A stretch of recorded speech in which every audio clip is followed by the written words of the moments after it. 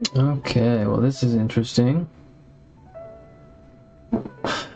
Welcome to another painting stream. I am trying something brand new today, which is streaming on both Twitch and YouTube simultaneously. So we'll see how that works out. I think I set everything up correctly, but I am not really planning on checking. So we'll find out when I'm done and I go to check the recordings and stuff.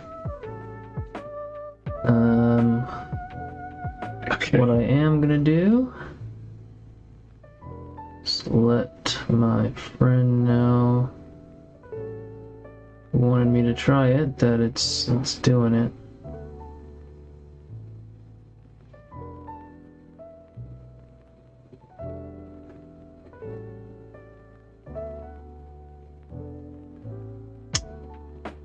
Alright, and then we return to the old stream manager. Alright, well,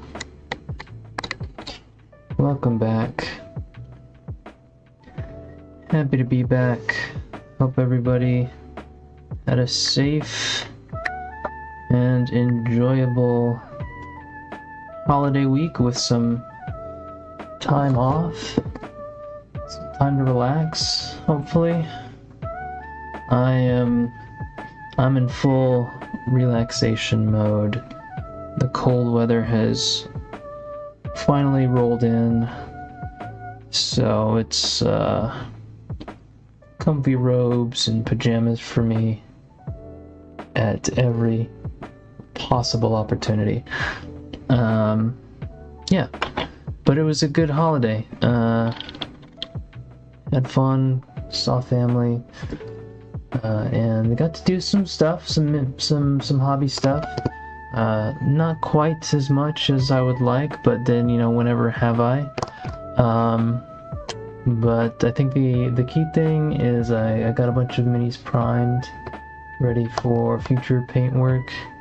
I feel like some of these I probably actually did last, had them ready last stream, but I got these stealth suits over here. They are ready to go. These objective markers, which might be something that we do some of today. This little predator tank. Got this rando little movement helper, and also some wound counters, but I don't have the magnets that I need for these, so they're kind of set aside for now until I get some proper sized magnets. I also primed a bunch of Hormagaunts because, as I have mentioned, I really want to get into the thick of this Tyranid army. And these guys are primed just fine, but my thought process is that the best approach for this paint scheme is going to be to give everybody their glossy varnish coat first before actually painting anything. And that's because I feel like for the glowy bits, which is going to be a lot of the stuff that stands out, the claws and brainy parts and stuff, you know, those aren't going to be reflective while they're glowing. The light from inside of them will kind of wash that away, so it doesn't make sense to have them gloss varnished. So in my mind, the ideal approach is gloss varnish first and then paint those things on. The problem was, while I was priming those Hormagaunts, my airbrush clogged. And it was a big fight trying to get it unclogged.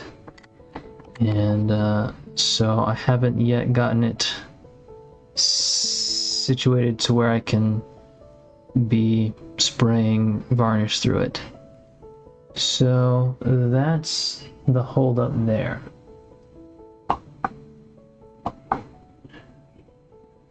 And as a consequence, I'm not going to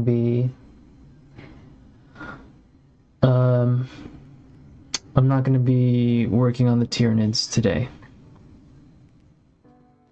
So we'll be taking it easy, keeping it chill. Part of me kind of wants to work on this Predator a little bit,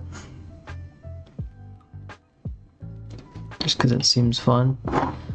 But I also would like to get some of these utility pieces done, my objective markers and stuff,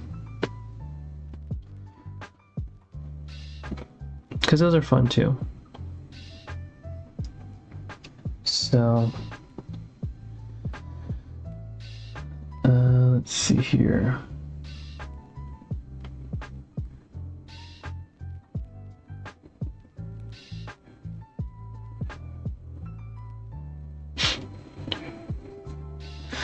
All right. So I think I'm going to start with this movement guide. Pretty straightforward little thing. It's got 3 1-inch spaces along this side to guide pile-in and consolidation moves in 40k. 1 inch along the top and 2 inches along this side to help with coherency. I think this little space is supposed to be used for something too, but I don't know what. So really, it's got these sort of notched shapes there. So I really just want to pick that area out, and then maybe something a little distinct in the middle, just so that it's easier to read at a glance what it's indicating. So I think I'll go with like sort of a industrial vibe here, maybe do like a metallic along the edges and then yellow maybe in the middle, and that should be pretty quick. Now part of the question will be what brush to use here. I kind of want to try these Minotaur synthwave brushes because they've been sitting here patiently waiting to be used, and I just have a hard time busting into the new stuff as long as I feel like I can get something out of the old stuff. So I'm going to try to break that habit a little bit. We'll just do some bog standard gunmetal. I'm not going to use the airbrush paints though. I'm going to save those. We'll start with some cold gray on these edges to be our base.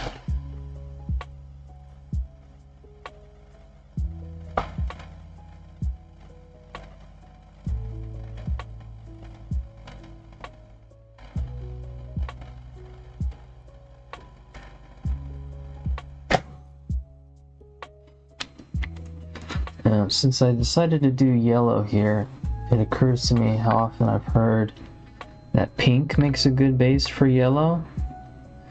I don't know how much that applies for something that's just a flat plate versus you know, a textured piece of armor. So I'm not sure I'm going to test that out here. I might just stick with some tried and true, just like a brown undercoat for that. That's actually probably going to be enough, because this is basically just the rim of the tool.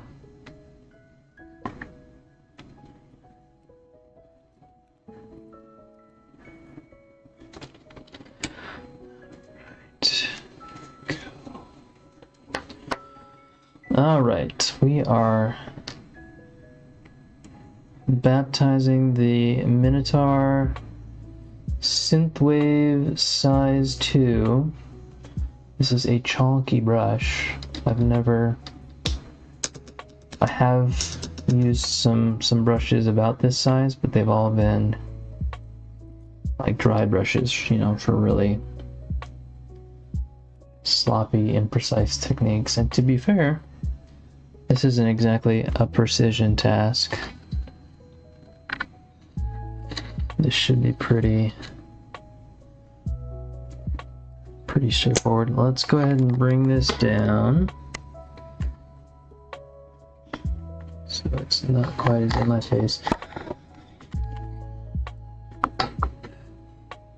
Alright. So, of course, this isn't going to be...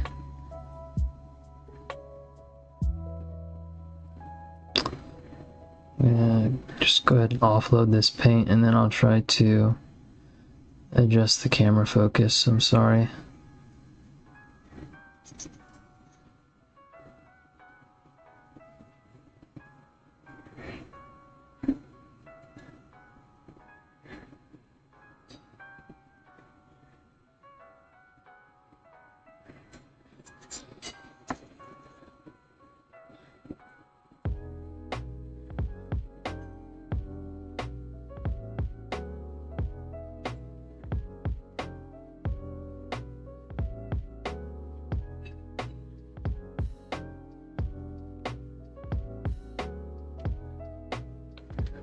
Alright, let's go in here.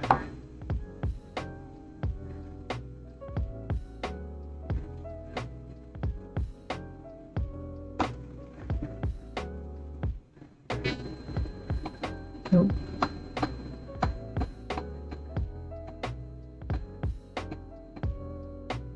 Alright, that ought to be it.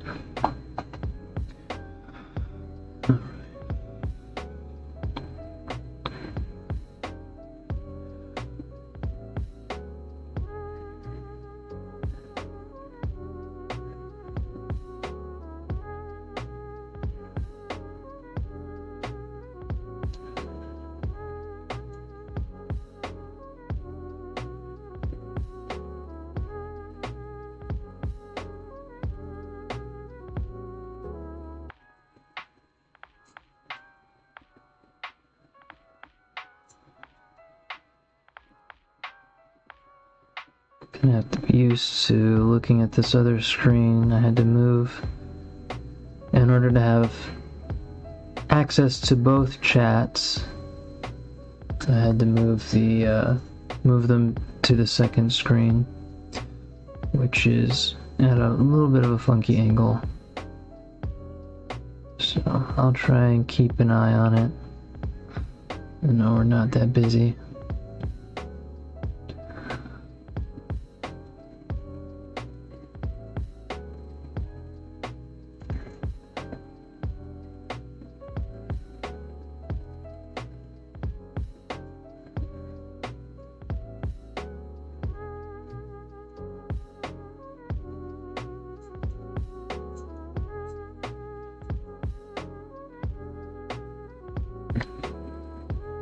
Do a couple of coats here.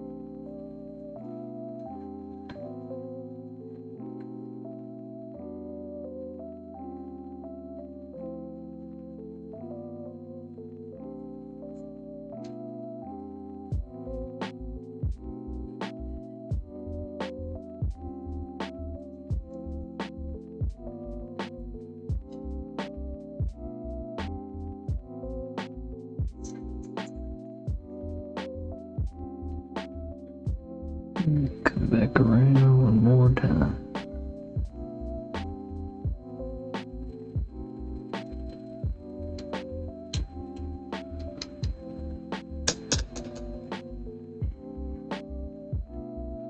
Alright, now I'm realizing there are 3 layers to the inside texture here, which means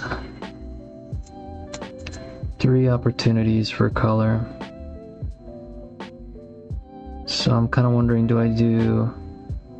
I'm still going to do this industrial look. Do I do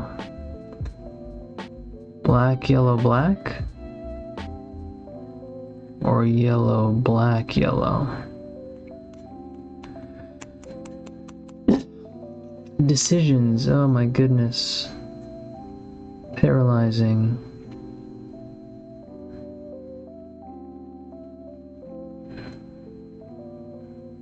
I think I'm gonna do yellow, black, yellow. Maybe hazard stripe on this center one. Could be fun. Okay, so let's get some brown. Some beastly brown here.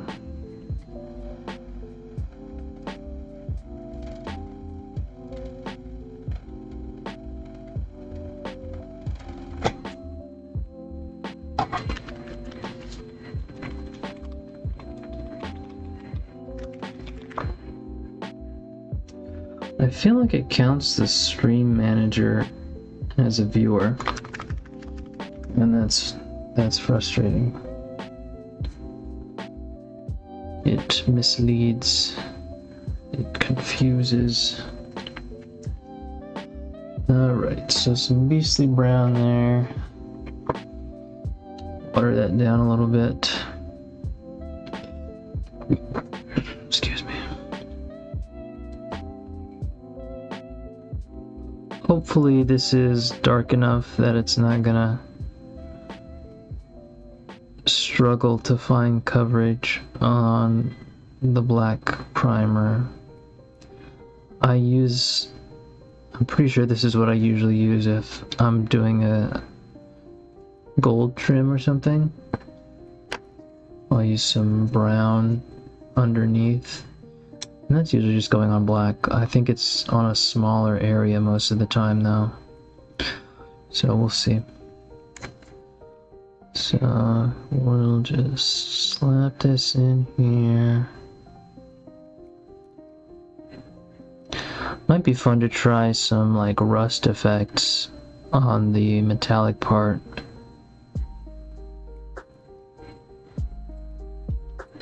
Maybe that's what I should have done, was like some hazard stripes on the very outside and then some metallic on the inside with some rust. I'm sure that I'll end up making some more of these though. They're just very handy to have for a 40k match. You know, you can have one, your opponent can have one. You can just let him take it home after the battle, because they're really very cheap and easy to make.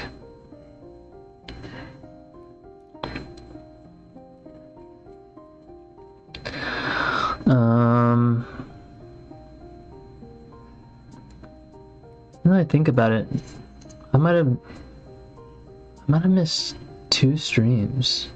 I know we didn't stream last week because of the holidays, but I don't know if I streamed the week before. I know that I had some uncertainty about the schedule because I had one of these new Crusade games coming up.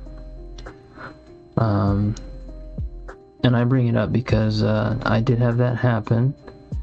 Actually 2 games into the Crusade at this point, and so far I am 2-0. I managed to beat the Chaos Knights We mostly just sort of... We were pretty well equipped to get rid of their lighter knights, the armigers. Oh, I guess they're war dogs for chaos.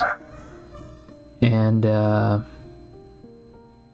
actually, we also plastered one of their big ones pretty easily too with the brain bugs, psychic powers. And then once we did that and cleared out their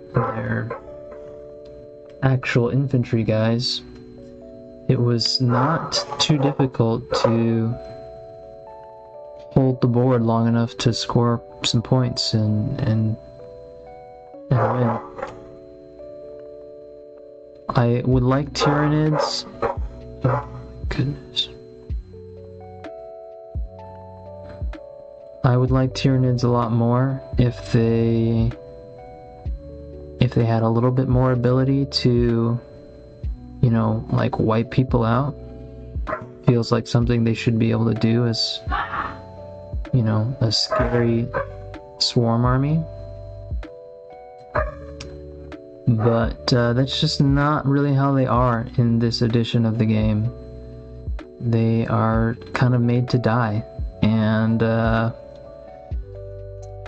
I'm holding that at a really weird angle. I need to watch that. And so it's just kind of a really a question of tactically sacrificing your units, having enough of them alive over the course of the game to score you the vital points. And that's what I managed to do. You know, we didn't really get close to tabling the Chaos Knights, but we did some serious damage, and it was enough to keep them from tabling us, that's for sure. And so we managed to win that on points. And then my second game was not exactly part of the narrative side of the campaign. The way this one's set up, the campaign manager, I guess, the guy who's running it, assigns a game each week. At least that's how it's supposed to be. We've only actually had one assigned game so far. But he assigns a game, and then each week you can also do a sort of a free skirmish with somebody else. And so that was the assigned game was the Chaos Knights, and then I did a skirmish game, and that was actually against the other Tyranid player, and I managed to win that one too. We both were using the what's it called? The Subterranean Assault Detachment. I had never used it before. I've always wanted to, but this is the first time I've really had a meaningful number of the Tyranid burrowers in my list. So I gave it a try. He, according to him, that's his go-to detachment. So, and he did have a lot more burrowers than I did. I barely had enough to make use of it, but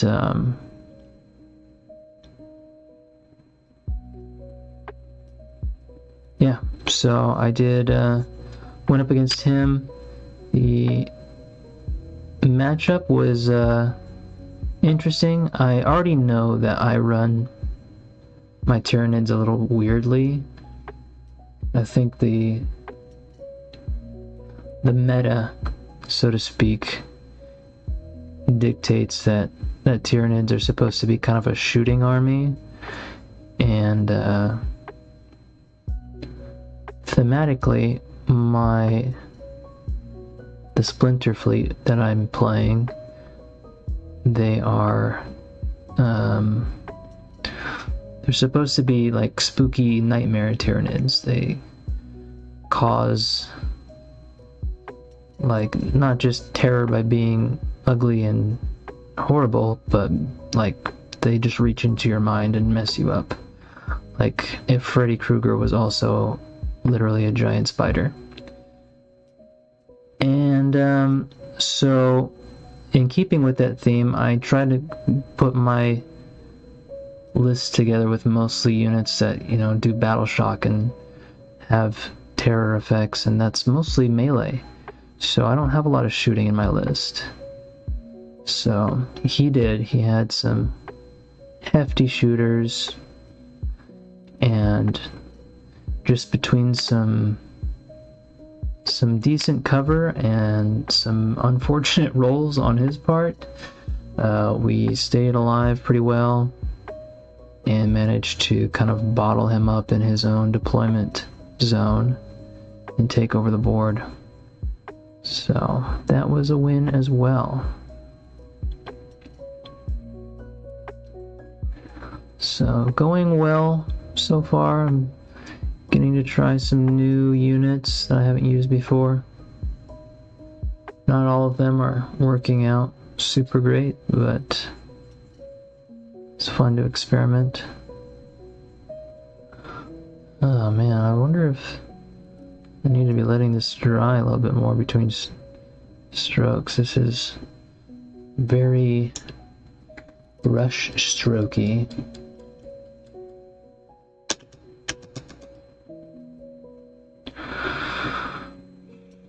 Right now,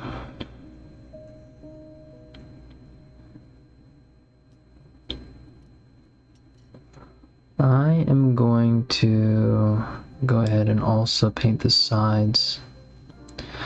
What I'm going to do is just, I'll keep this area right here dry to use as a hand grip, and then once it dries itself, I'll come back and paint over it.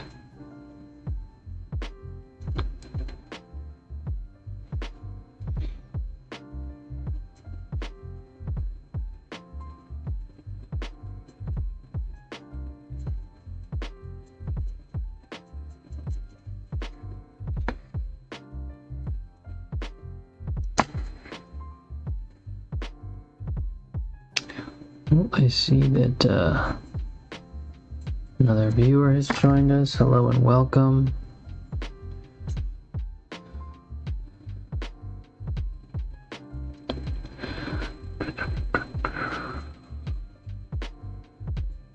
Is this paint running out, or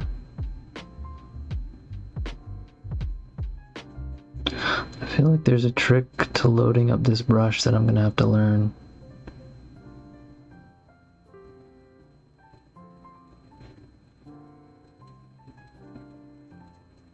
That's nice.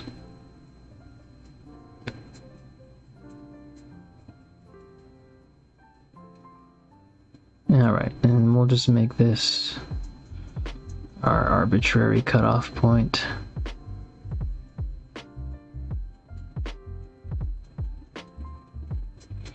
You can kind of see it filling in the layer lines there.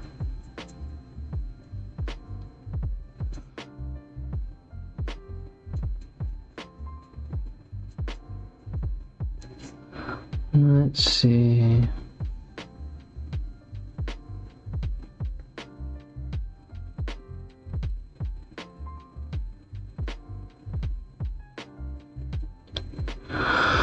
All right.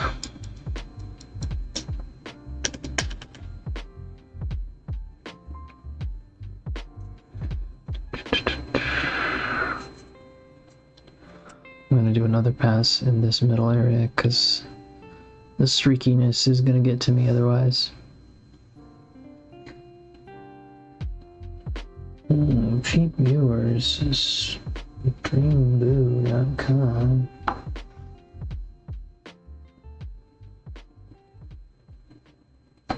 Cool story, bro.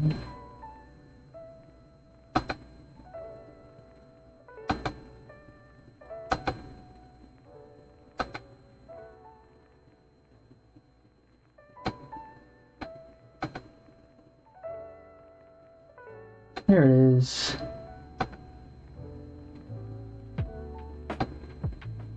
Howdy, blurry monkey. How's it going? What brings you by today?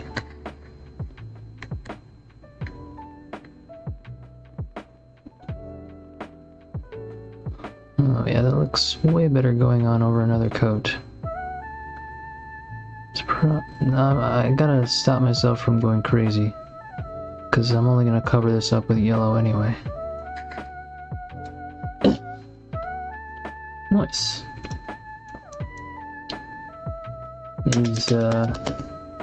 Is miniature painting your usual vibe? Or other types of painting?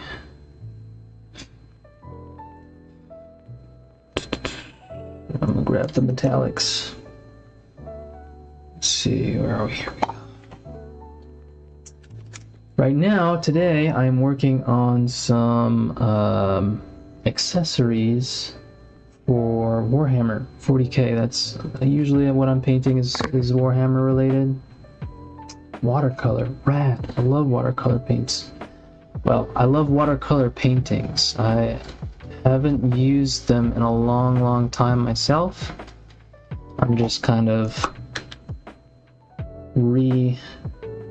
acclimating myself to artistic outlets, so but I follow some watercolor artists and I love seeing it. But yeah, so I had hoped to get some miniatures painted today. They weren't quite ready in time, so instead I'm working on some peripherals. So artistically, this is not going to be the most exciting thing. I'm just going to be doing some flat colors here. Maybe some hazard stripes if I'm feeling fancy. But then again, this should be pretty quick to paint, and then I might want to try out this big brush on the tank. Oh my gosh, the lore. Oh. 40k is it's one of the crazy ones when it comes to lore. Just so much, it's overwhelming sometimes. I would say, moderately familiar with the general story of the 40k setting. The thing that I like about it is all the space that's left for people to sort of create their own lore. You know, there's all these clearly well-established factions and things, but the way it's set up is, you know, you can freely come in and create your own, and you know, you can make it as harmonized with the existing lore as you want, or, you know, not at all. You can go completely crazy. I like to do a little bit of both. So that was the main thing that brought me into the hobby, was being able to create my own factions, and I can have them play with the lore, but I don't have to be as committed, you know. My favorite price or my favorite piece?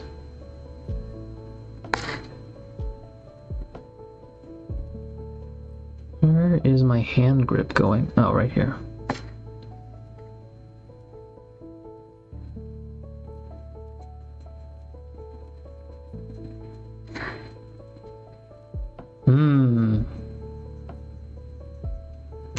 Okay, well,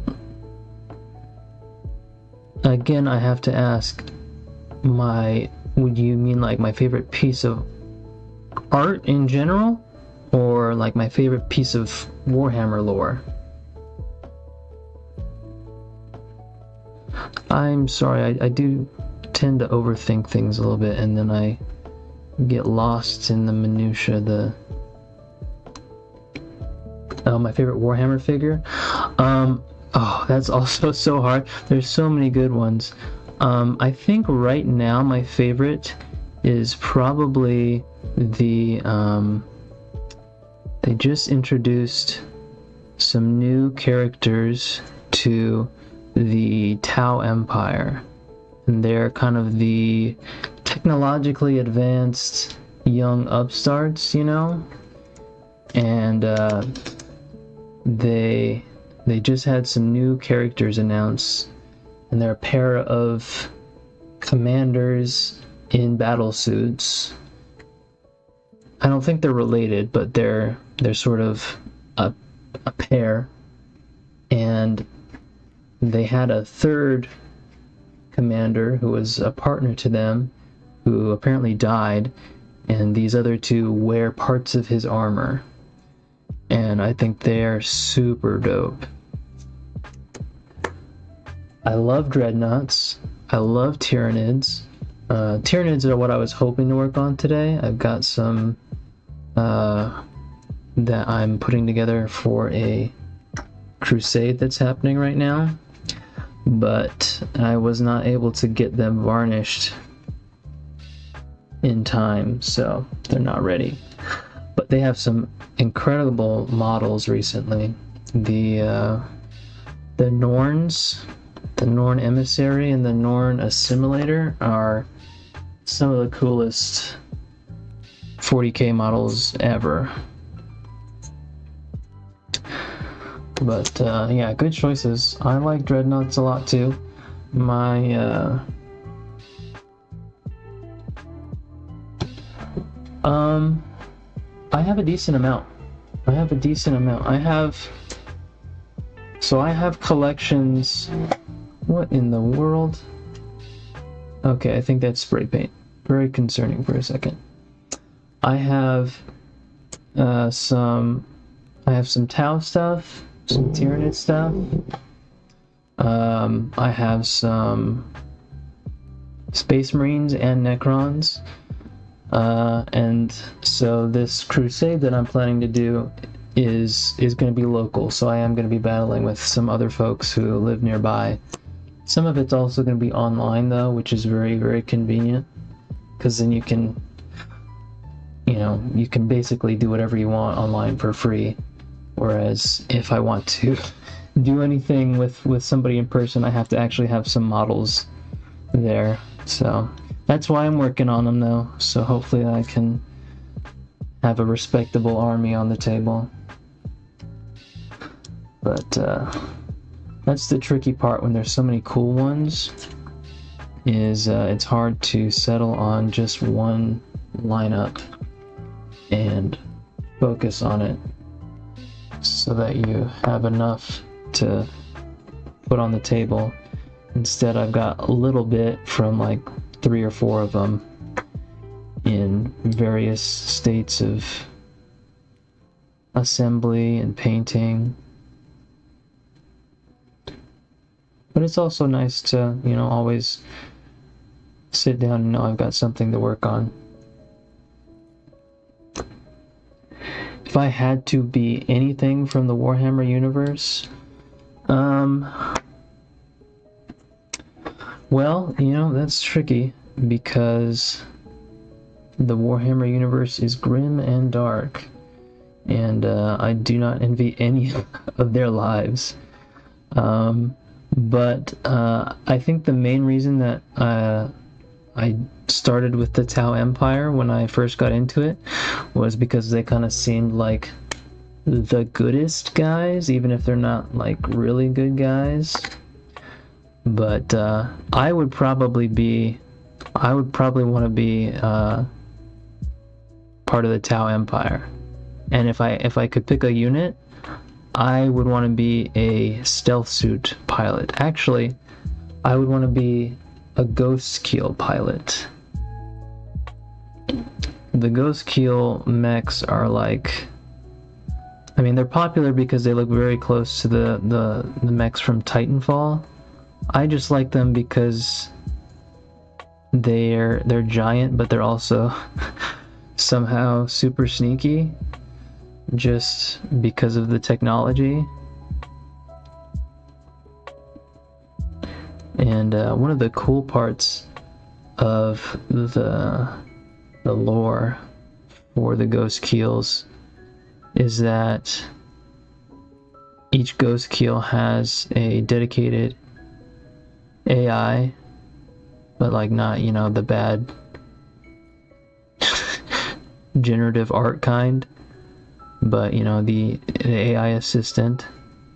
And because the ghost keel pilots often go on long solo missions, they end up forming strong bonds with these AI, and they turn out, according to the lore, they often turn out to be kind of weird, quirky guys because of how often they spend alone with their AIs,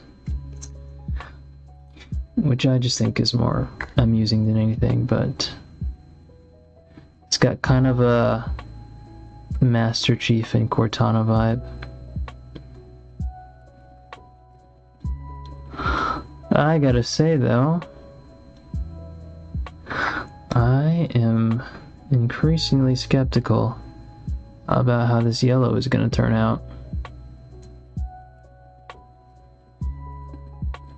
Maybe I should have tried the pink undercoat after all.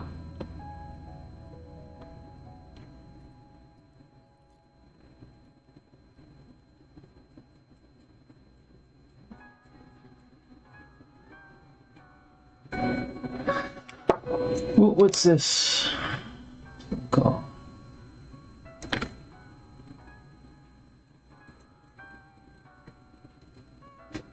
Oh, I see. There we go.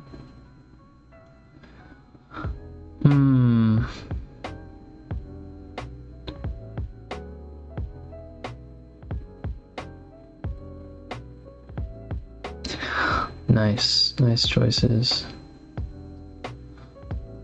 I don't know if you've seen the more recently released dreadnoughts from the Horus Heresy.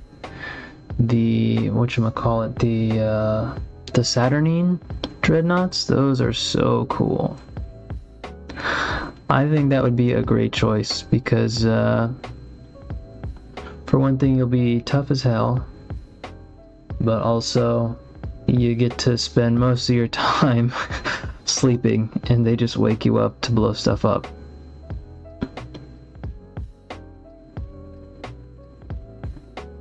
Yeah, the Saturnines, they have to be almost the same size as the Leviathan dreadnoughts. And they're very, very cool, chunky boys. Okay. So I think the yellow just needed a coat or two. I think it'll be fine. I was worried for a moment.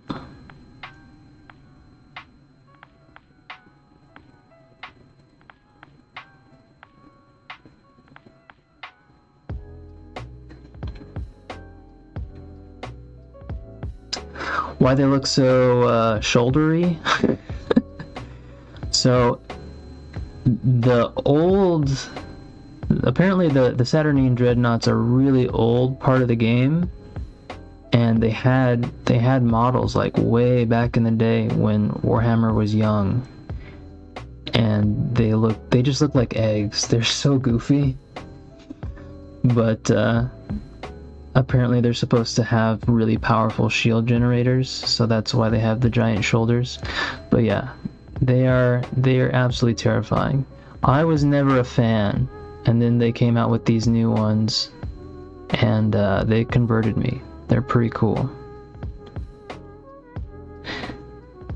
And they've got Saturnine dreadnoughts and Saturnine terminators now, which basically look the same except one's bigger.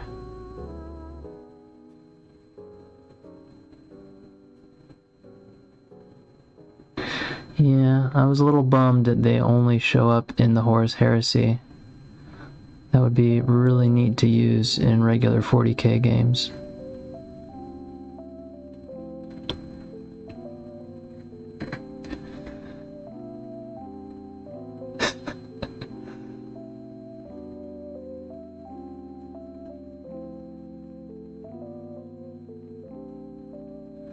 Yeah, for a while I was playing one of the Warhammer PC games, Battlefleet Gothic, which is basically like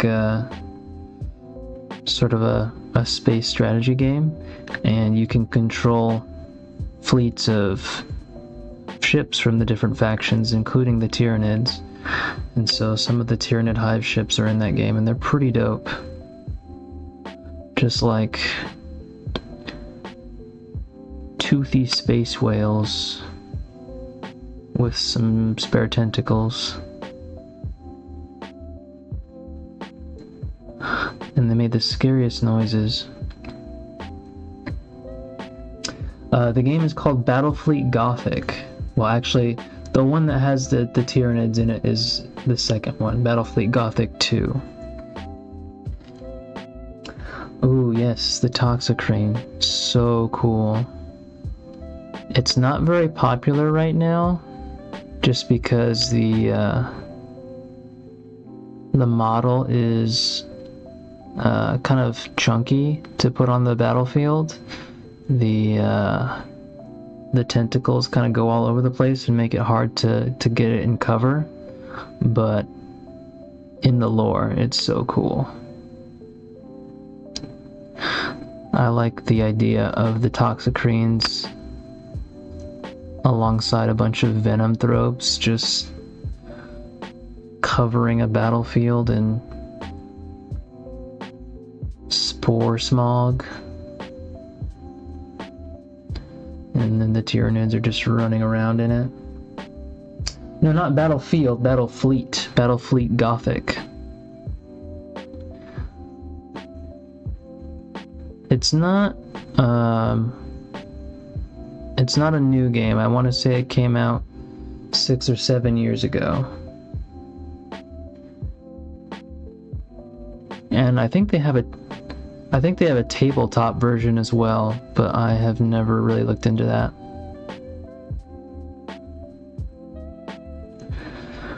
Ooh, man, this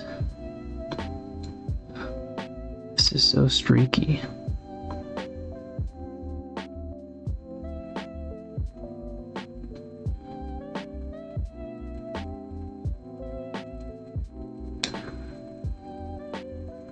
What's that? Oh, no, it's not on mobile, unfortunately. That would be cool, though. I bet it would work on mobile. 6-7. I had a buddy who was visiting me a little while before the holiday, and we were making all kinds of 6-7 jokes.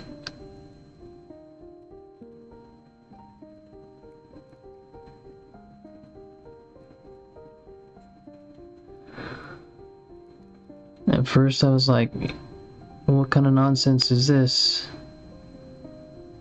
Am I that much of an old man? But then I remembered that we were making all kinds of nonsense jokes when I was a youngin'. Yeah, take care. Thanks for stopping in. It's great talking to you.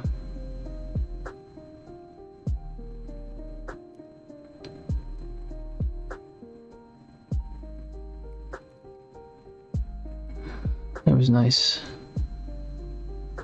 Nice friendly chat.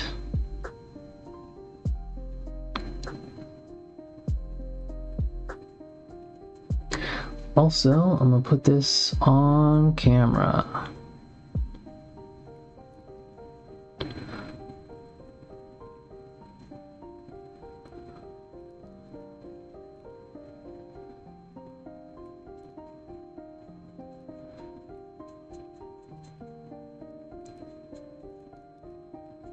Alright, mentally what I'm deciding is that it just kind of makes sense that, you know, some rando,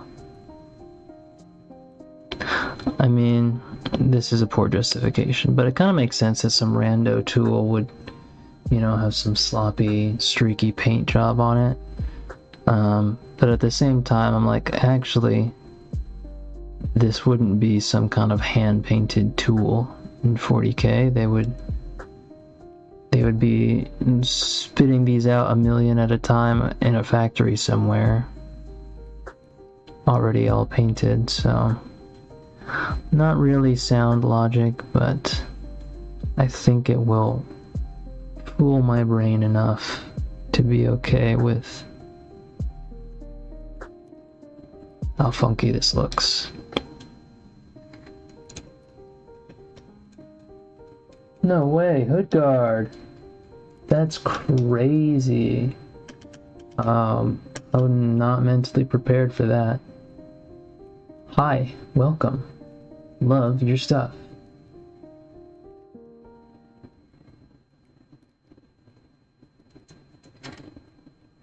Not much. Just putting a little paint on some measuring tools.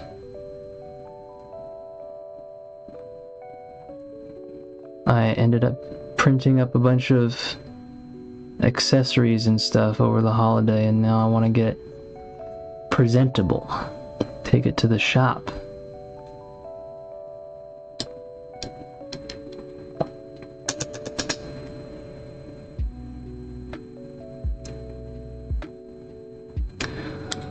But this is desperately gonna need some hazard stripes to look like anything. So where's the black paint?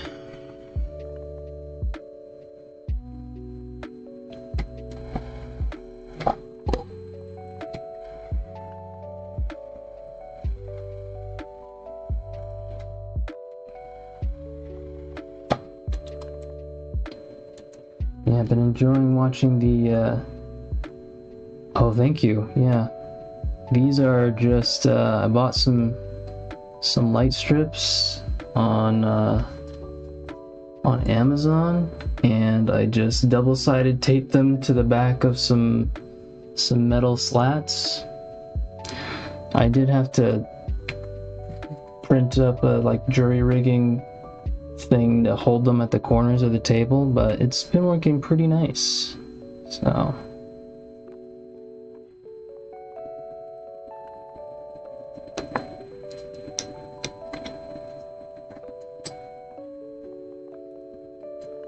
what are you painting right now?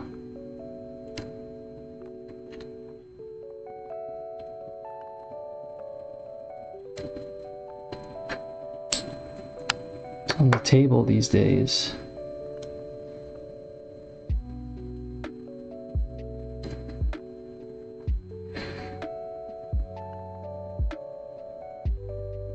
Okay, these lines are about to be rough, so don't judge me. What was that? Ooh, Primarch Vulcan. Hell yeah. Stop, Vulcan lives.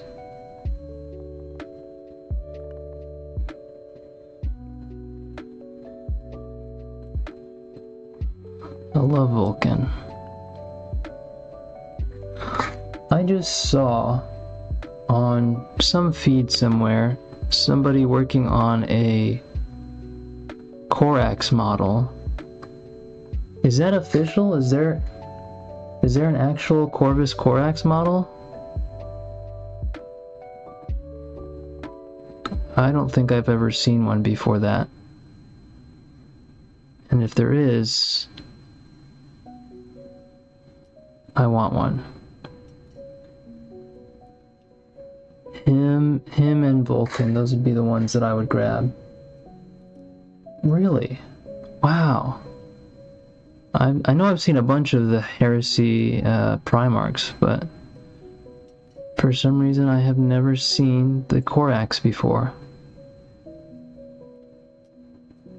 That's exciting. Might have to pick one of those up for Christmas.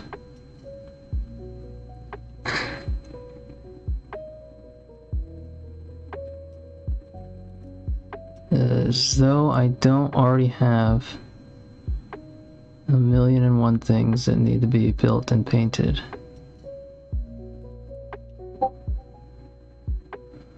What is up and off here? I've got little windows in so many corners that I can't keep track of them.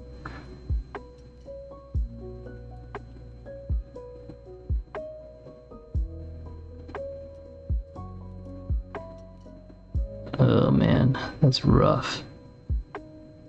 This needs like a flat brush rather than a pointed one. I do not have one.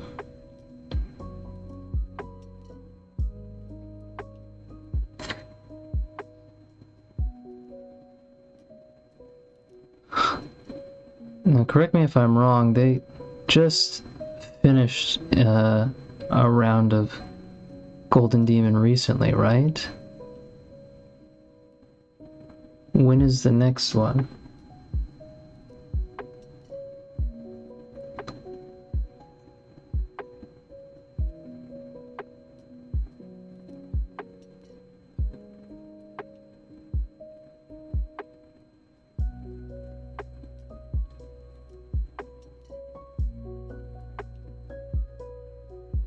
I feel like these stripes are getting slowly straighter.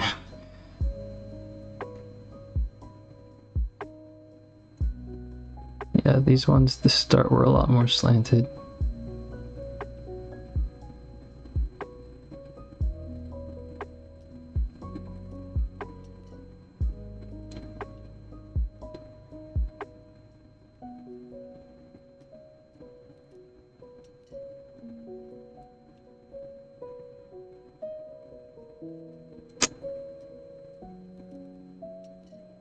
This would have been a nice spot to try like some masking tape. Never done anything with that before. Oh, okay, so they're for different regions. Okay, I did not know that. No, I would love to do something like that. That is well outside my budget at this point in time.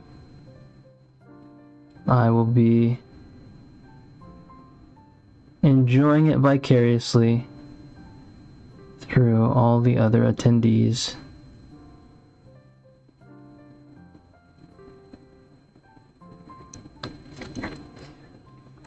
Are you gonna be there? Yeah, no, yeah, that makes sense. It's a big commitment.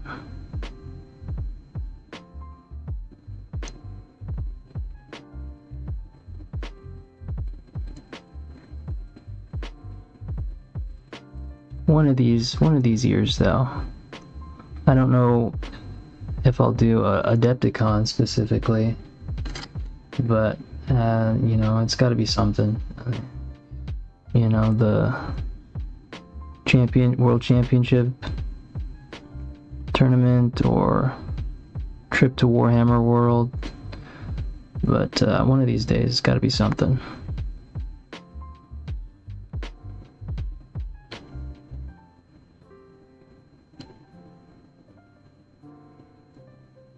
Just gotta pick something and plan it out.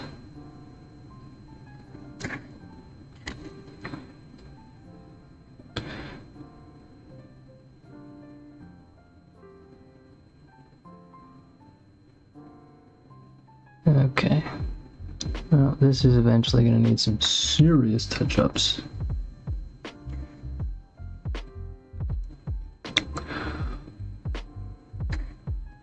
I'm not sure.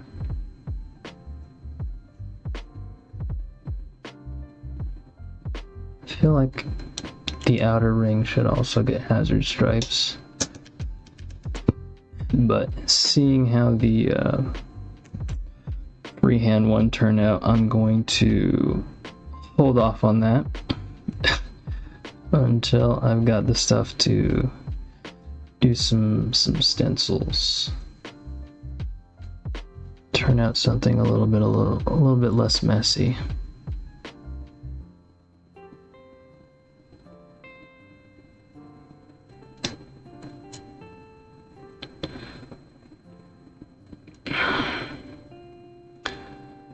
I'd like to do some rust effects or something, maybe in these little gaps for the inch markers. but I think that too will have to wait. So we've got the Tyranids. These are kind of the current priority.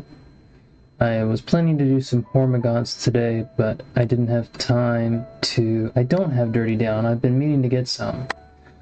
But yeah, I wanted to do some Hormagaunts, but I didn't have time to put the gloss varnish on them. So yeah, I'm just trying to keep them simple and easy to paint with some black and blue. And then I've got some primed stealth suits over here for later on. Let's see if they're not going to get in focus. That's okay. And then I got some randos in the back for. I wanted to try out the what is it? What do they call it? The operations, the Space Marine operations that they put in the White Dwarf magazine. I wanted to try that out, so I got some spare Space Marines. I have to pick chapters for them though. I want to do some different ones. Yeah, every time I've seen somebody use Dirty Down, it's like magic. It's mind-blowing. I want some really bad. Actually, I'm gonna need some. When I do get to my Space Marines, they're gonna need to get rusted up real bad. So that's gonna be a must. Alright, well, this thing is legible now, which is mostly what I wanted, instead of just being a black slab. Return the slab. So I think I'm gonna move on from that, and we'll do some objective markers. Got these city terrain markers. Thanks for stopping by. I really appreciate it. It means a lot. And looking forward to see what you do for Vulcan. Take care. Let's see. Actually, this gray is probably still perfectly good.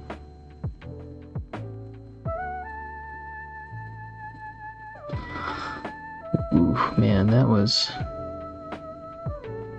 just a little bit starstruck there. Would never have guessed.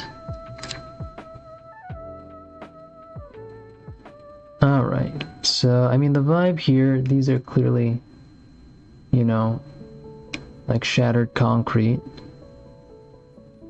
So feels pretty gimme to just do them in some gray.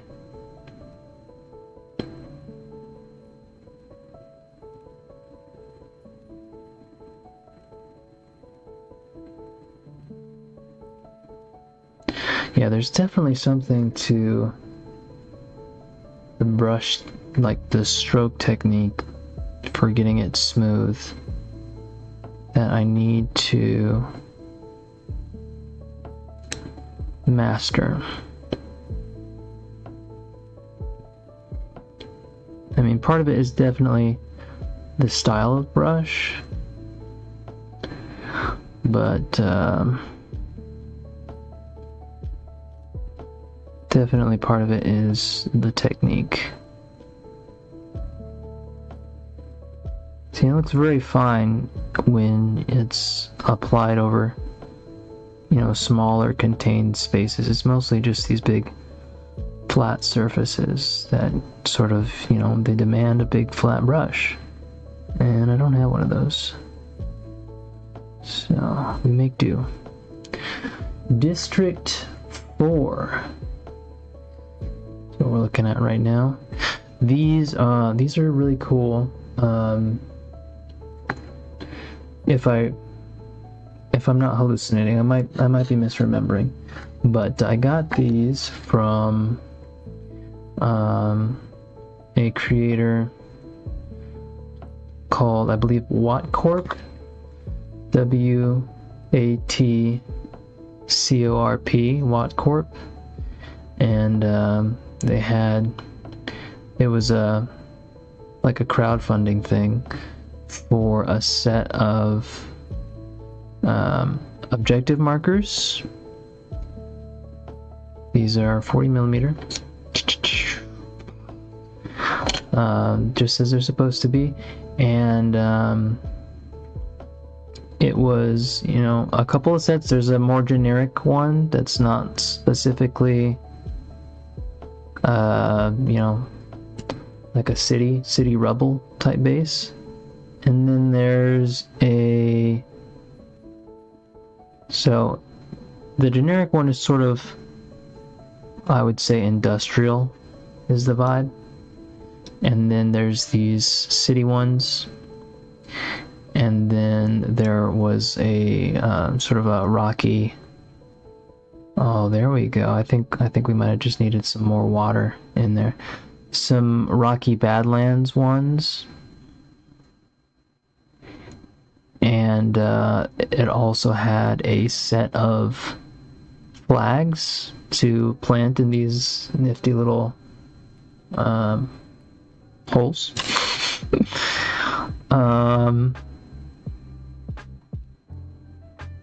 And there were some just some generic flags, and then there were some faction specific objective markers. That is not what is in the background here, unfortunately. The set of flags that come with it are neat. They are just not my style. And so I kit bashed these digitally with some assets from other 3D models. So I think this Space Marine one is like mostly just an enlarged version of the banner that goes on, or I should say used to go on the backs of like Space Marine sergeants or captains or whoever. There was a flag that would go on the back of Space Marine power packs, and this is just that, but blown up larger. And I just made it so that it would fit inside these little flagpole or flag posts. And then for the Tau one, I don't remember the origin for these banner tops, but it was another file that I purchased, and yeah, I just attached them to poles that would fit. So, because that's really, for me, one of the funnest things about 40K is like making it really cinematic and immersive. So having, you know, instead of just a rando token on the table, these more terrain oriented objective markers with actual flags for the factions to plant in them, it's just too good to pass up.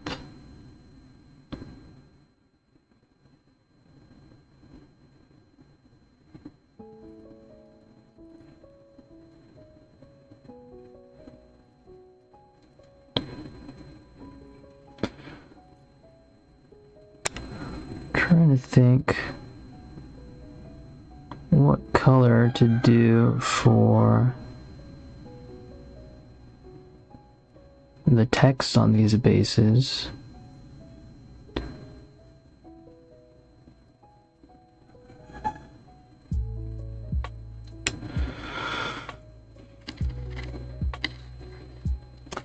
So right here it's just kind of a recessed part of the concrete. So I figure this background is just sort of painted painted in to make it stand apart. So I feel like that one ought to be like some kind of pretty mundane grimdark color. And then this one over here, which is, I don't know why they chose to have the number for the objective marker on there twice. I don't know, it's fine. But this one's on some kind of metal plate. I think I'm gonna do that in copper. I think I'm gonna do that and the flag base in copper. I feel like I could afford to get some more metallics. I've got like a bunch of silvery options, like aluminum and gunmetal and steel and obviously silver. Excuse me. But I don't really, I've got like one copper, nothing that approaches brass, and one metal, or not metal, one gold.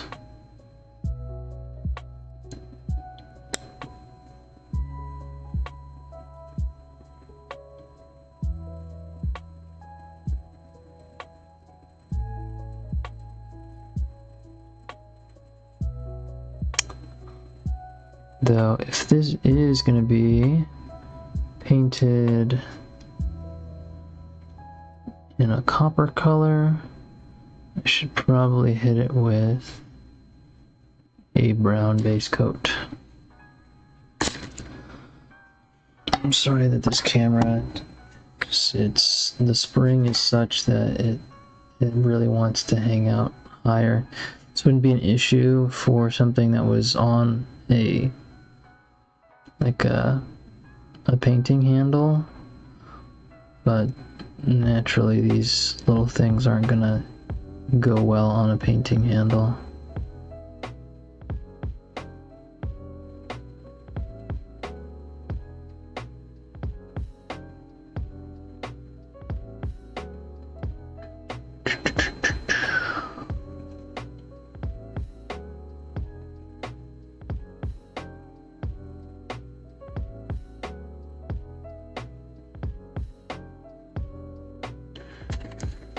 Okay. Sometimes hands just stop working. I have come to understand from this hobby that I'm kind of a clumsy person. Like the rate and the way in which I will drop stuff seems to me a little bit much for an average person. Seems a little excessive. Oof, that's a rough angle, sorry.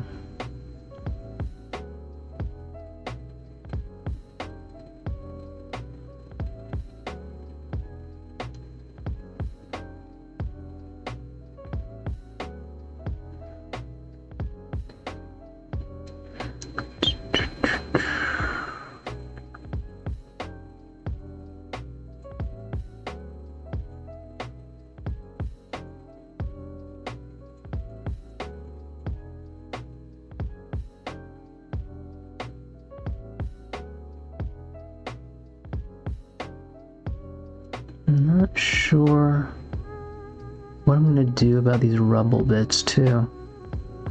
I might do them in sort of brown as well, make it just, make it seem like really like dirt rubble. Like maybe just some ripped up bedrock. You know, I don't know that bedrock is the color of dirt, but I assume, and why not?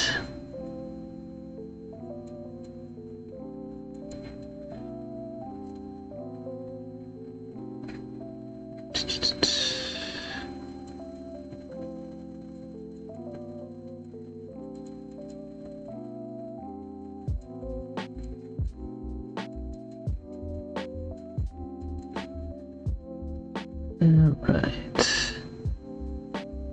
Really just kind of slapping it on there.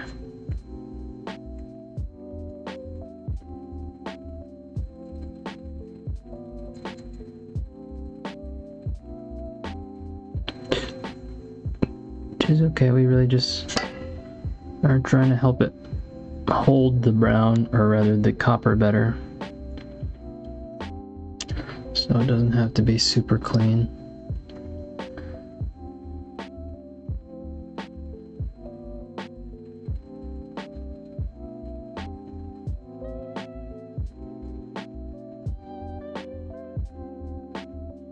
Maybe we can do a little bit of verdigris on it. I don't know if that's how it's pronounced. I've heard it pronounced verdigris and verdigris. I think verdigris sounds better personally, regardless of what the correct pronunciation may be. And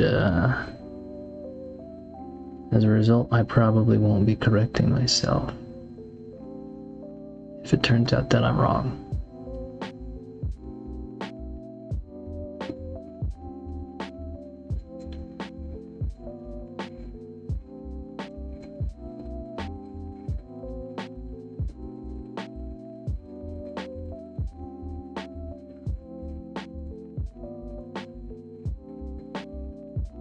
I feel like that's something that's happened a lot in the 40K hobby specifically. Like, I'll hear them pronounce something on, you know, like an announcement stream or something, and I'll be like, that's not how that's said. And it's like GW employees saying it.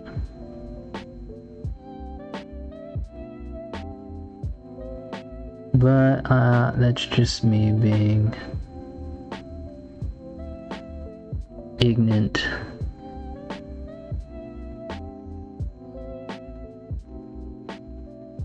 Some things just sound cooler other ways, you know?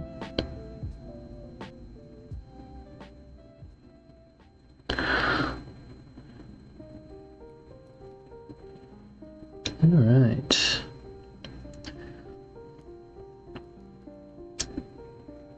I'm actually kind of glad I'm doing this. I feel like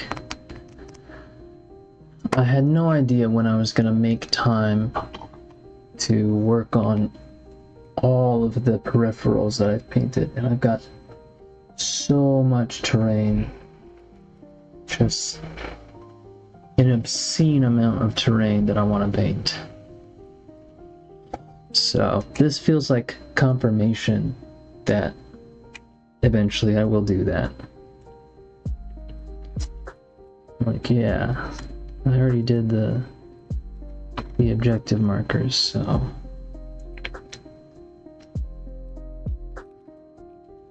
And, you know, when it comes time to that, I'm definitely gonna stick with even simpler techniques, you know, like we're just gonna be hitting them with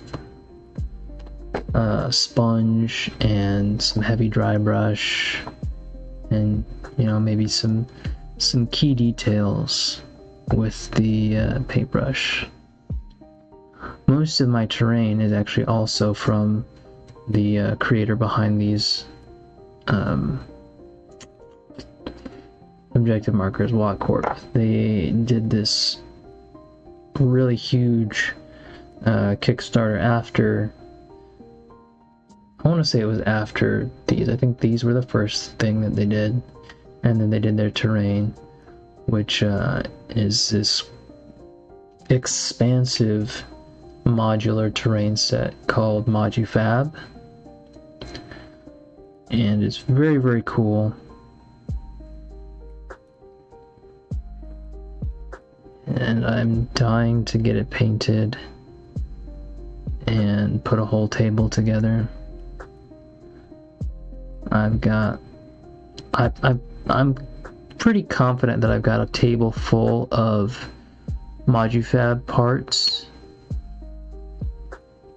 which I've mostly just done sort of industrial looking stuff. They've got a few varieties,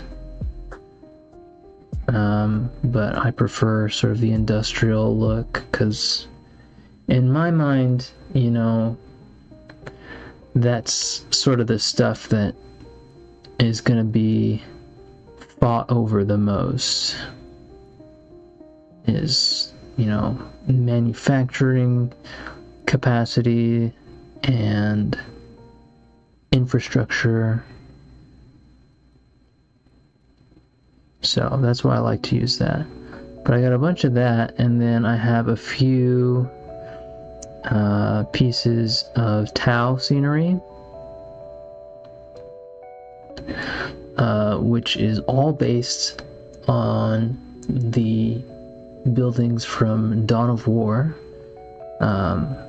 There's an account that has made some just incredible recreations of Dawn of War buildings for several factions, and I have their Tau buildings and their Space Marine buildings. I've only printed a few Tau buildings and one Space Marine building, but they're so cool. So I've got probably enough that I could set up a really cool table that just sort of has like a Tau versus Imperial feel to it, which probably doesn't make any sense as like an actual setting. Like maybe you could explain it as, you know, some Tau prefabs set up by Watercast envoys on the outskirts of an Imperial hive or something. You know, it's Warhammer. You can justify anything with enough technobabble. But I'm really looking forward to having that. So glad to be working on this as sort of a token step toward that. But I do hope to get back to the Tyranids mostly this week. I recently also picked up a very cool set of Tyranid themed base toppers, like 3D printable ones. So I'm going to print off a bunch of those, and then for the next batch of Hormagaunts, I'm just going to use all of those 100%, and then I'll just mix and match them with the air dry clay bases so that there's some variety in them. I think that will look very cool when it's all done.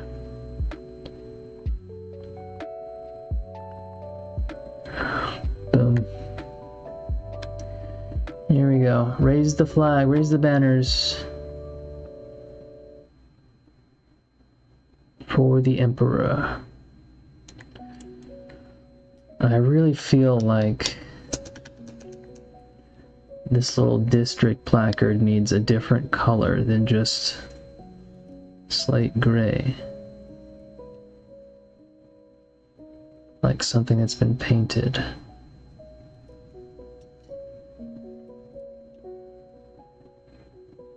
And honestly, yellow does feel right for that. Sort of like a, you know, it's just, you know, like a yellow marking on the road.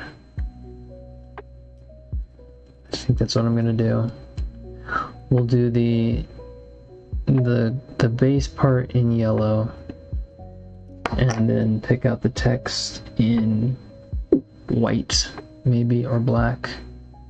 I think white will probably have better contrast with this yellow, but we'll see. It will take a little experimentation. Once again, my paper is peeling off of the wet palette and just becoming brittle and dry. I don't know what to do.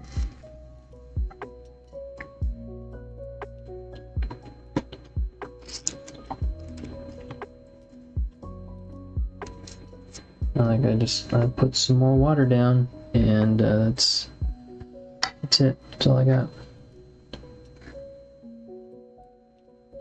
Alright, so we need a little bit more brown here. A little bit more water.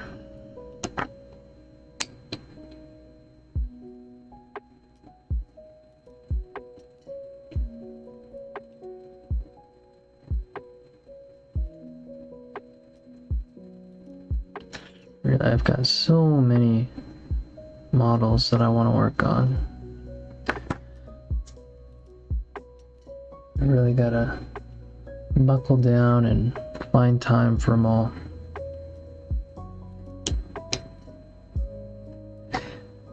Or more accurately, make time, because otherwise it's not gonna come out of nowhere.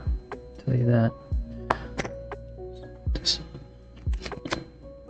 But I feel like I've made really good progress in the time that I spent working on my miniatures this year. You know, this is the first year that I've kind of really recommitted to the hobby. And I don't have very many Space Marines, but I've got, I would say, 80% of them painted. And even though I plan to get a whole bunch more, I'm committed to painting them all. And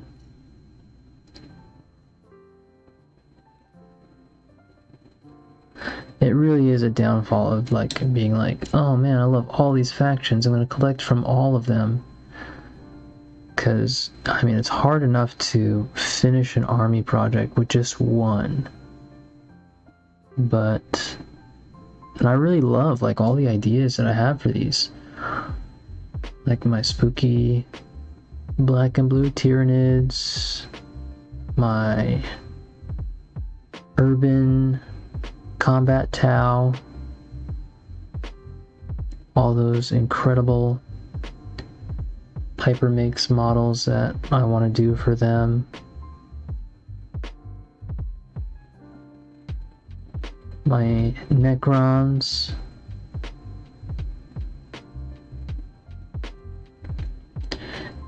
My Space Marines.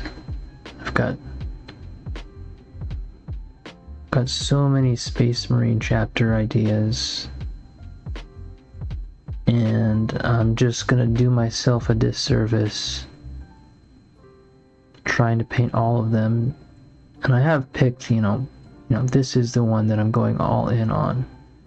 But also at some point, you know, I want to get some of the other ones depicted. Which is why I'm glad they did this Operations minigame from White Dwarf.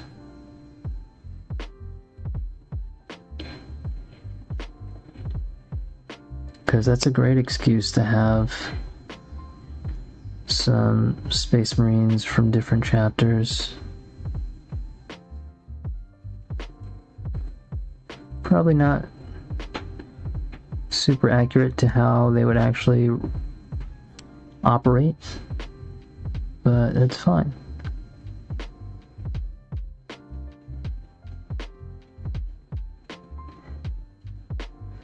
Ooh, That was a little too thick there. Hopefully that calms down as it dries. Alright, so that looks kind of like the metallic, but it's just brown. And it'll be yellow once we're done. Yeah, these hazard stripes, disastrous. Too many, too uneven. The next time I go to do one of these, or you know, probably this one at some point, I'll repaint.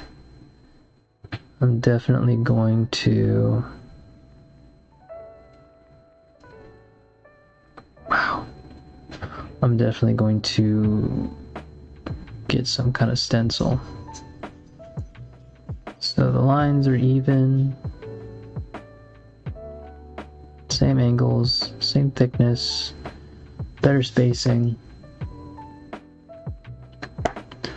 It's hard to gauge though, like, you know, what's good spacing for hazard stripes?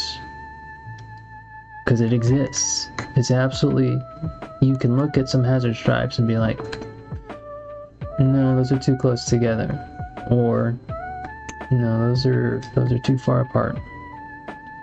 I think that the ones that I did on my Outrider chain swords were pretty decent. What the heck?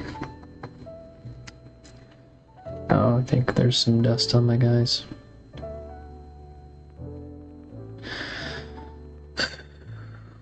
Brown goes here. Where is the black paint that is not in its slot? There it is. Oh man, for a second my desk was clean. Not anymore. Now also, even though the only time that I've ever tried the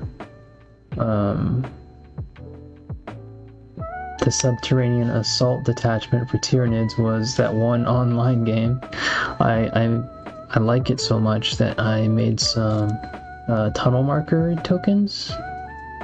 Somebody had some files that are just, they're literally just tunnel holes, and I stuck them on, you know, the right size bases. These are 40mm, and then carved out the hole. And now that I think about it, when I might reprint the bases for the other ones and just try to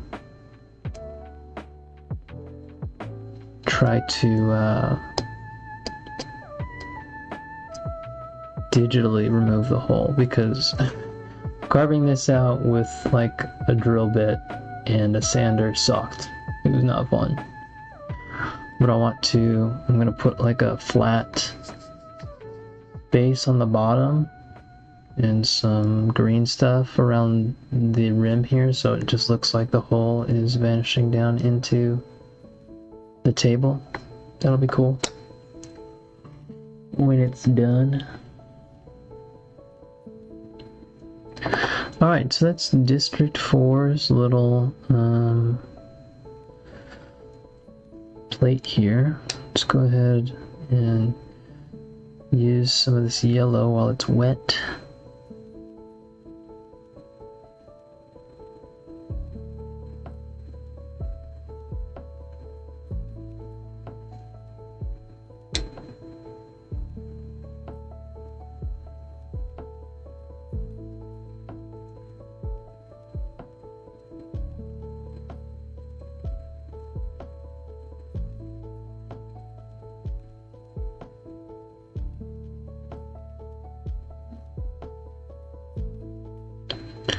Yeah, the right amount of water really makes a big difference.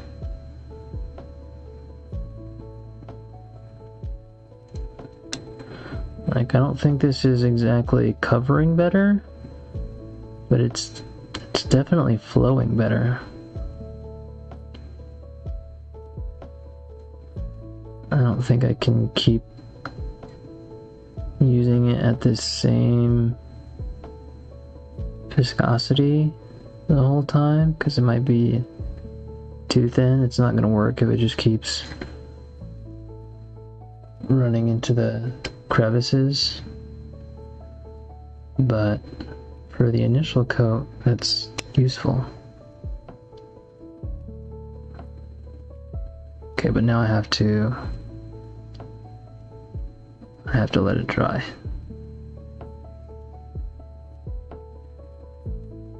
No new stuff is gonna really grab that.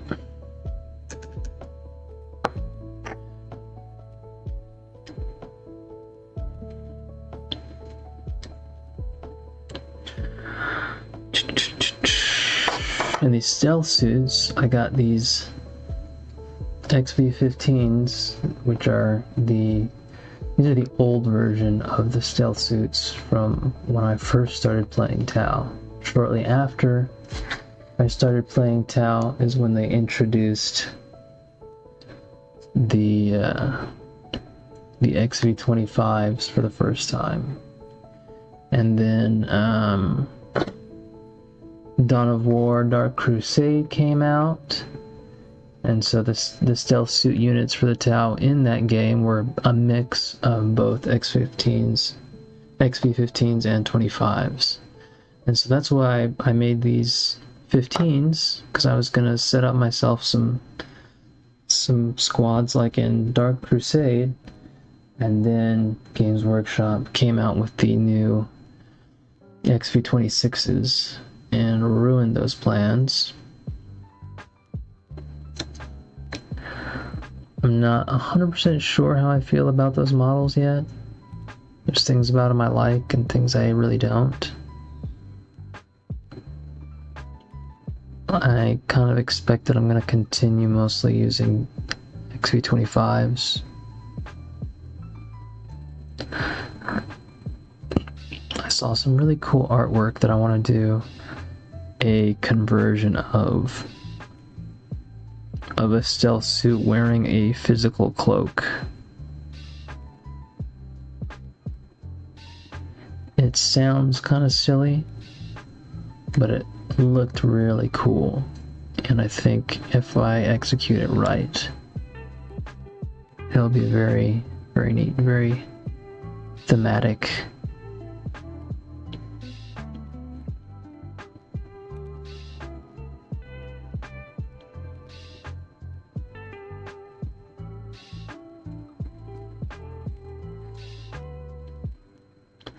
I want to have a couple of cloaked battle suits in my finished army. The commander, absolutely for sure, and one of the stealth suits, one of the stealth suit sergeant fellas, and probably an ethereal as well. I kind of feel like that might be the vibe for the main ethereal in this faction.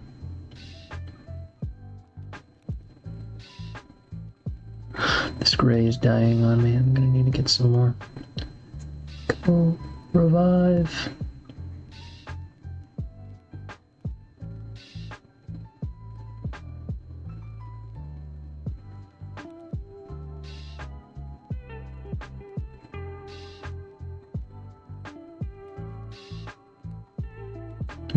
I think that might be a little too thin. Mixed in a bit too much water there.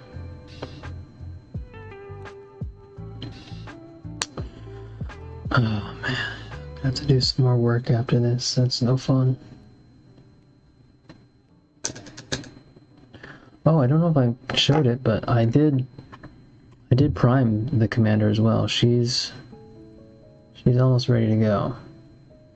I need to finish some stuff on her base. I tried to do the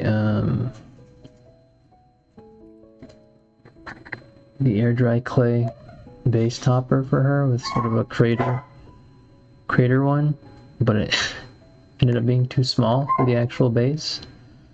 So I need to fix that. Fix that with some extra basing materials before I prime that. And I'm probably still gonna paint her and the base separately, just for simplicity's sake.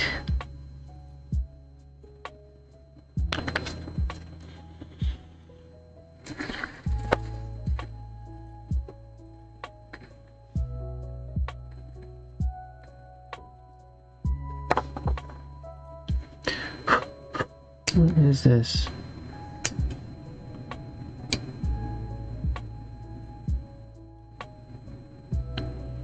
I hope it...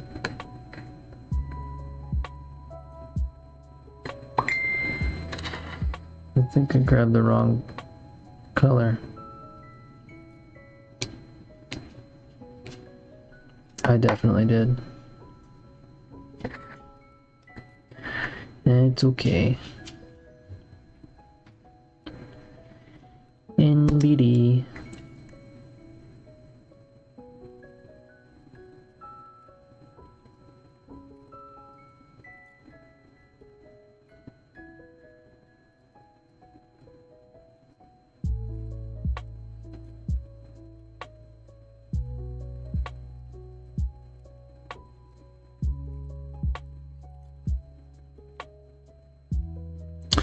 Yeah, this gray is almost off-white. It's gonna be a little too bright for my purposes. I'll just come back and do another pass with the darker gray.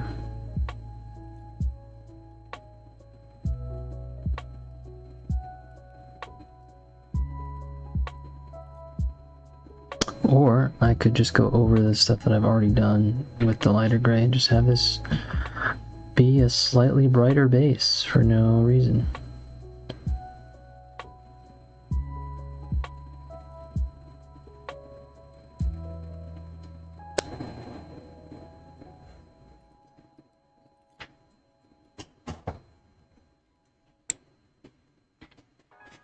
I do gotta keep in mind that I'm not doing like a texture over this. It needs to be kind of the final color from the jump.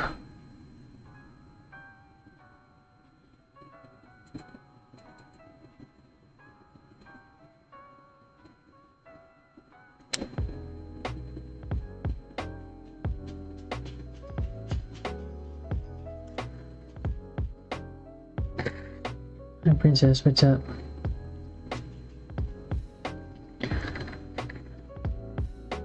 Midna's getting agitated. Just get some post-dinner zoomies.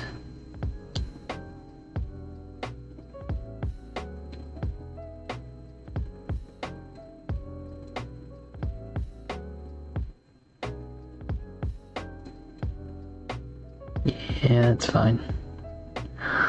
Less fine up there. That's very streaky, but we'll get to that when we get to it.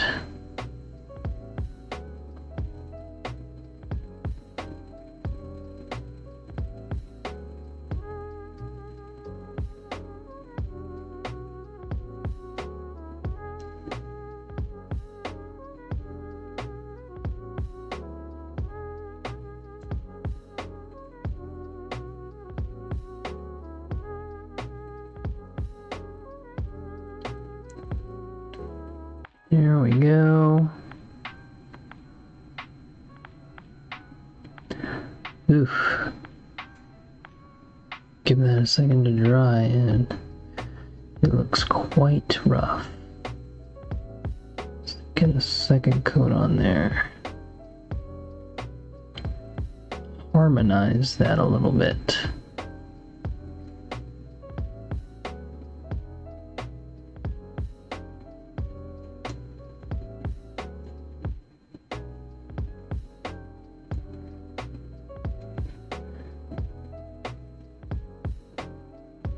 Oh man, I almost forgot. I went to the movies last week. I have a movie review to post. And I need to record it.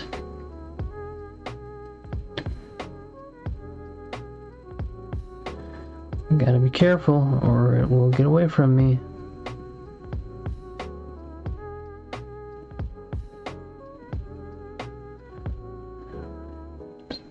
And see how much this shows up on camera.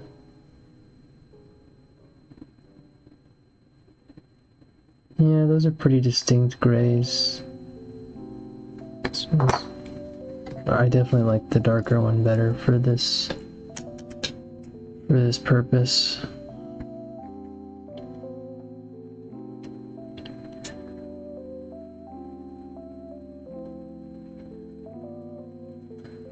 I wonder if maybe on one of these I'll try the pink base for the yellow paint instead of brown.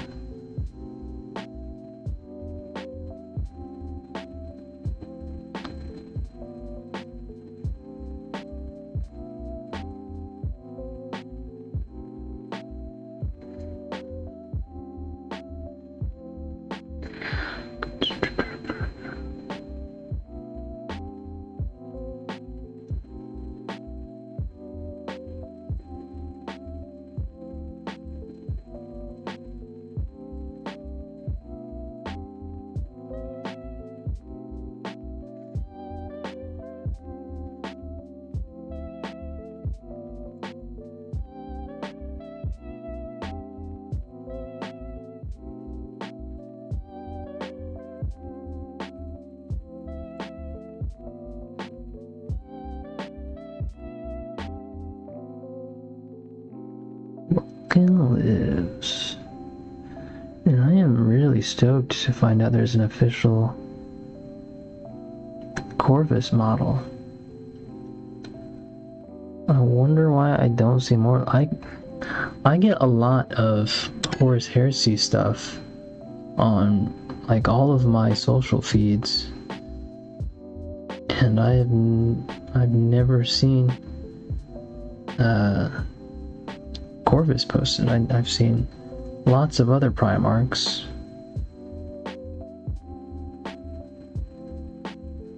But I guess now that streak has been broken.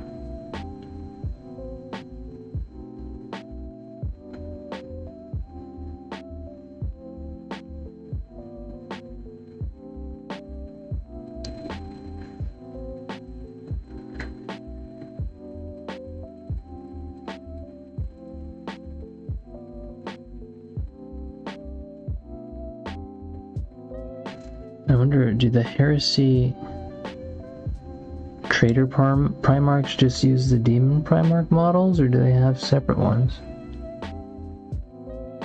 I'm like 90% sure I've seen a non-Demon Prince Angron before.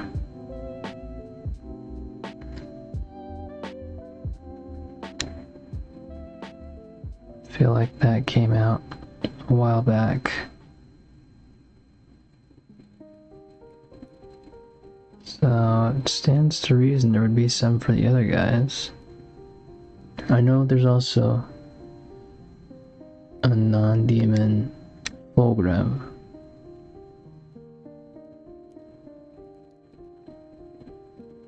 So yeah, I'll have to look into that. Because I can't remember ever seeing a non-demon Magnus. I'm curious how they would do him.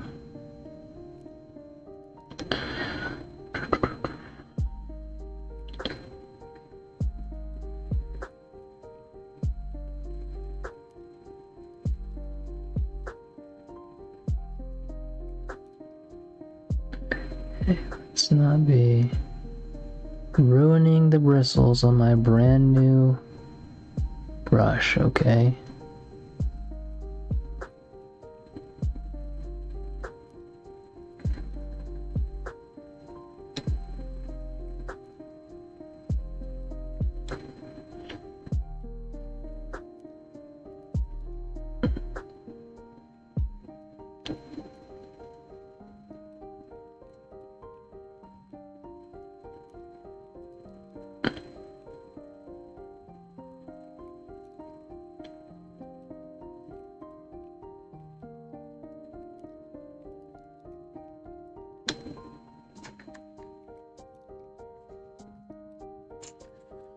What are we at right now?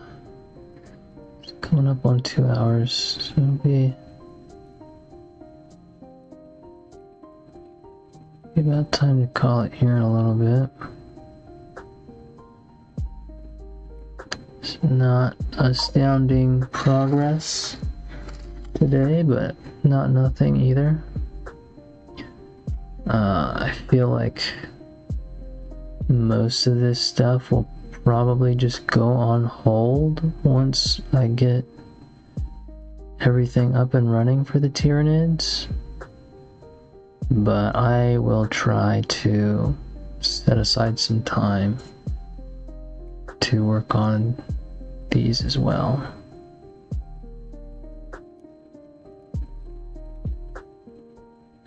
Hopefully during the holidays I'll have a lot of spare time. We don't have any family or anything like that that's going to be coming in. I mean, there's our local family who we'll be spending lots of time with, but nobody coming to visit or anything like that. So hopefully, you know, I won't have to do any hosting or anything like that. I have plenty of time and space for some good holiday hobbying. And I hope you do too. My feed has frankly been awash. That's not a space wash, but that's awash, one word. As in friggin' full of awesome paint jobs and conversions recently. And I am excited to see more and hopefully contribute some of my own. I did finally this week, like yesterday or the day before, get the Terminators photographed. So I will have some photos to share of the finished Terminators soon, very soon. I do need to combine the group shots so that everybody's in focus.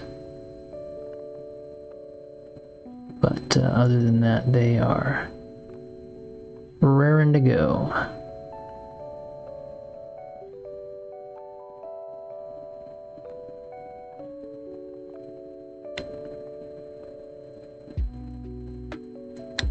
Bro, get off the brush. Ba-boom.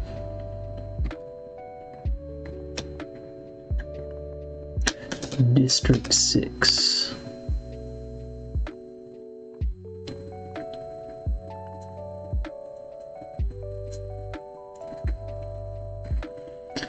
Alright, let's slather a bit of yellow in here.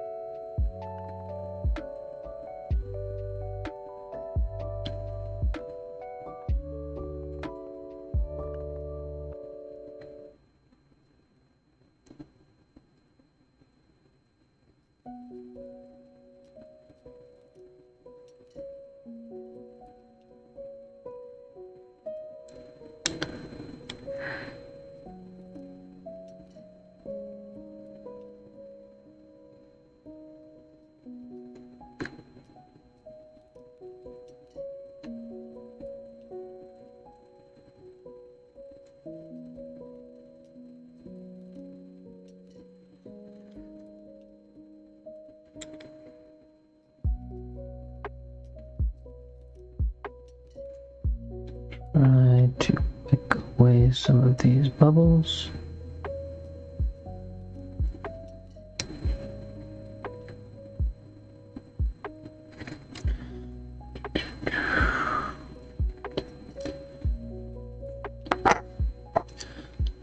While I've got this here, I'm going to do a quick second coat on District 4.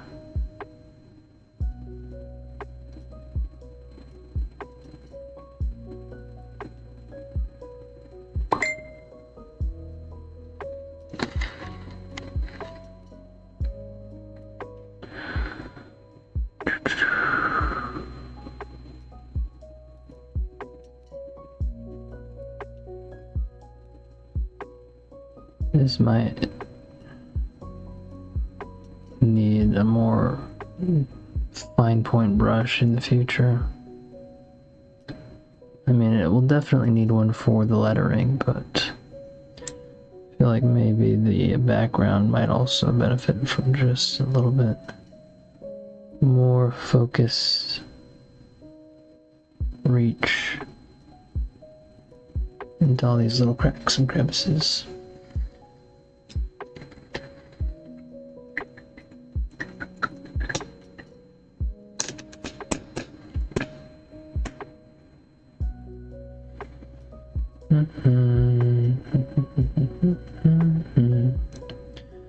Alright, we got a couple districts going on here. Let's try and last thing I'm gonna do, I'm just gonna try and use up this this copper that I've got out.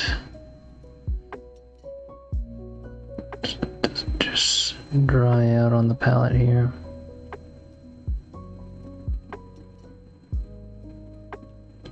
Which, to be fair, the wet palette does a pretty good job of keeping the paint viable for a while.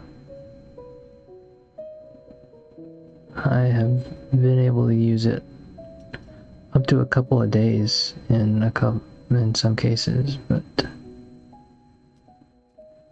it's also not unusual that I'll end up going more than a couple of days without painting, so I prefer to just go ahead and make sure it's as used up as possible.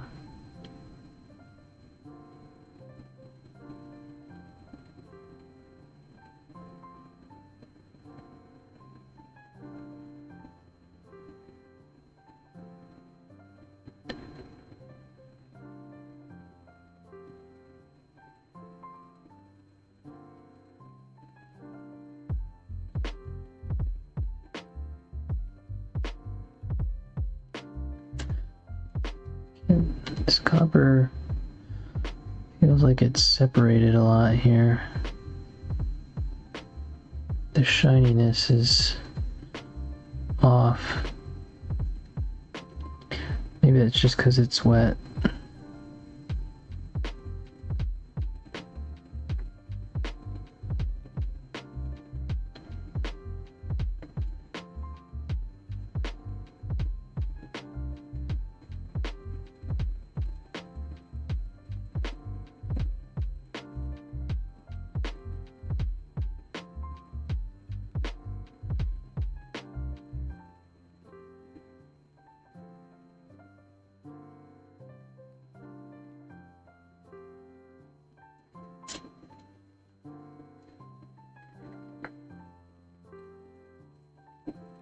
Oh no, it was definitely off. Not sure what happened there. I'll just do another quick pass here. Hopefully tune it back up.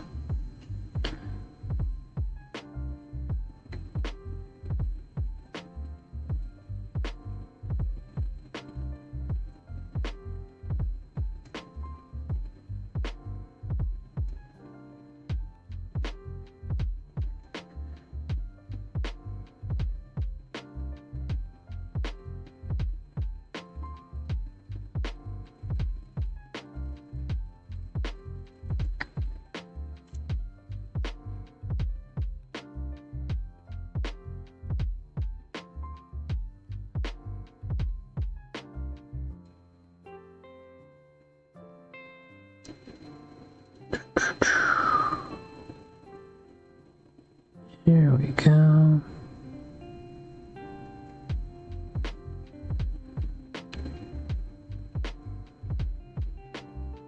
Good start. It's a good start.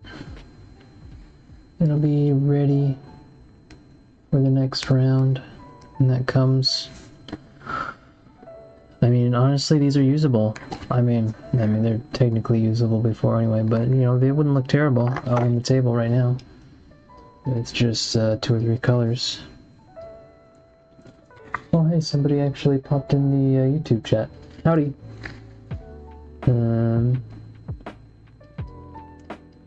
Kumakanta Bandari? I'm sorry, I'll butcher that for sure. It's a cool name, though.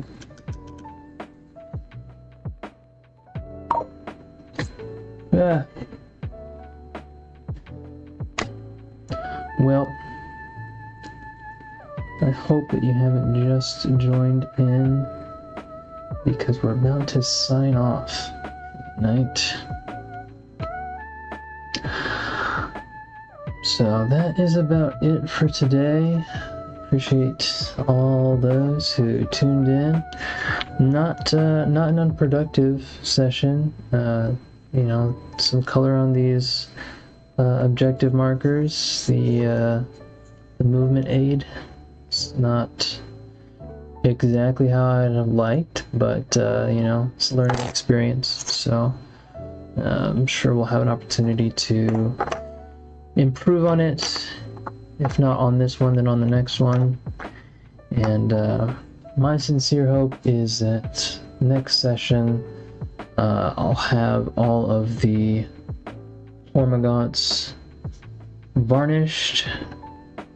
I mean, technically this Termagant was, I could have worked on him today, but Termagants are not really the focus of my army, so you know, I'm not as excited to work on them. But hopefully next time I'll have the Hormagaunts ready to go, and we'll dive into them. I really want to try to push my ability to speed paint decently with this army. That's the whole idea with the super basic scheme, is just have something that's got distinct parts but is quick. So, but yeah, thanks for tuning in. Hope you'll join us next time. Assuming that the YouTube chat or the YouTube stream worked, I'll continue doing it. It wasn't too difficult to set up, so. But yeah, until next time, this is the Alpha Pirate signing off.